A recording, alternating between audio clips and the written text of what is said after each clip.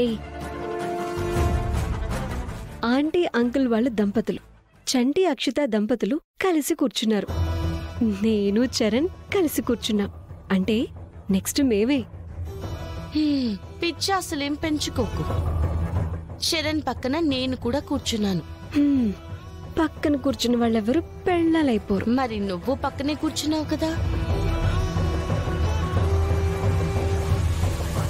కోపం తెచ్చుకోవడం కాదు, ఇక్కడొక లాజిక్ ఉంది, నువ్వు మిస్ అయ్యావు. ఏంటది? అంకుల్ కి మేడం ఎటు కూర్చున్నారు? Left side. చంటీకి అక్షిత లెఫ్ట్ సైడ్. మరి చరణ్ కి నేనెక్కడ కూర్చున్నాను? Left side. So what? Left అయితే ఏంటి, రైట్ అయితే ఏంటి? అక్కడే ఉంది అసలు కదా.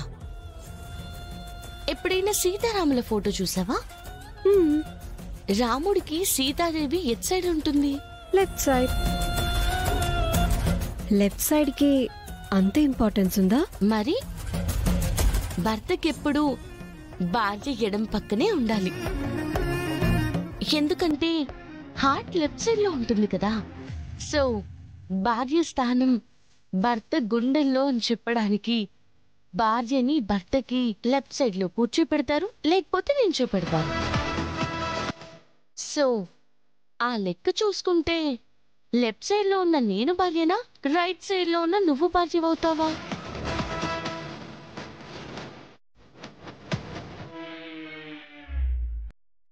చరణ్,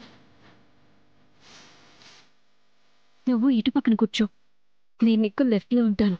ఎందుకు? అక్కడ కూర్చున్నావు కదా. అది కాదు. పూజ జరుగుతుంది.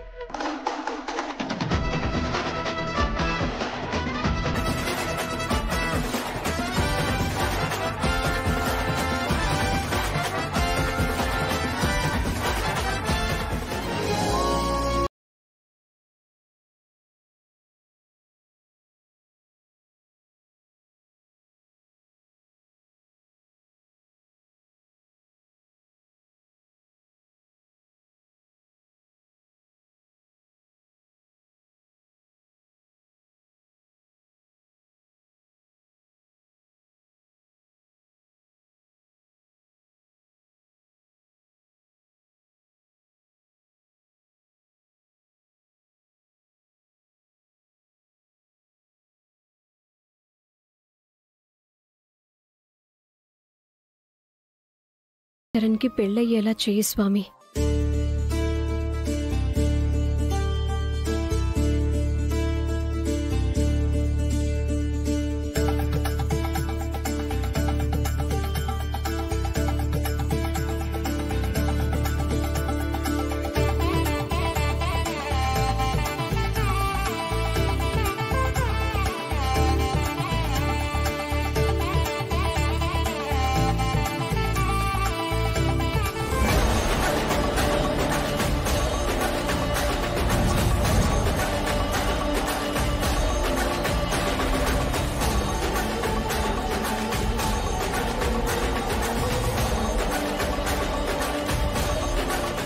ఏం కోరుకున్నావమ్మా? దేవుడు హారతి కొండెక్కింది.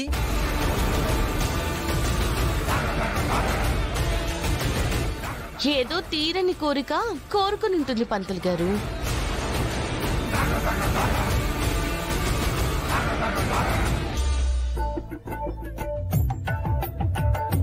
అమ్మా ఇదిగో అందరికీ ప్రసాదం ఇవ్వు.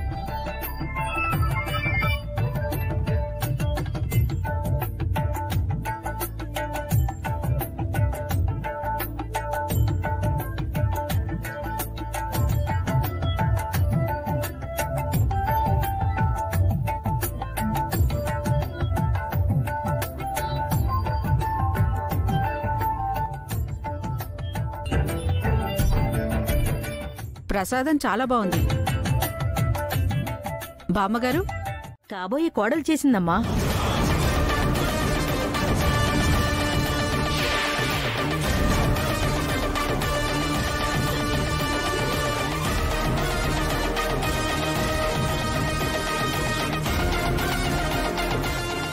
అత్తయ్య,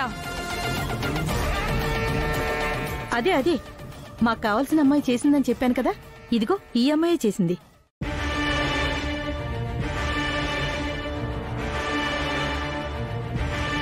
ప్రసాదం కూడా చాలా బాగుంది.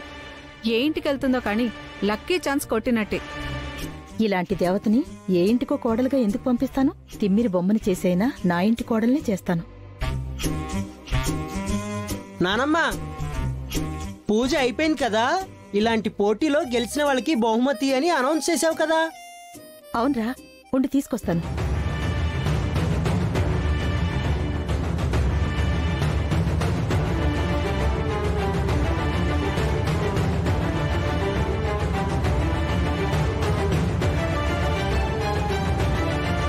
రామ్మా.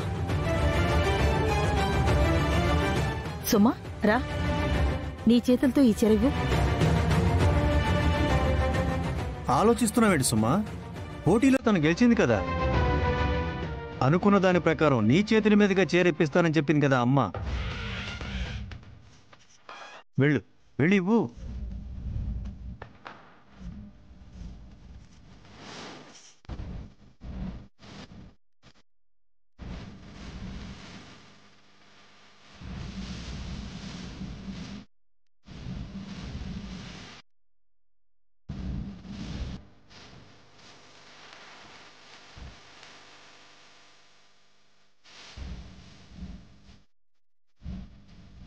నన్ను ఆశీర్వదించండి.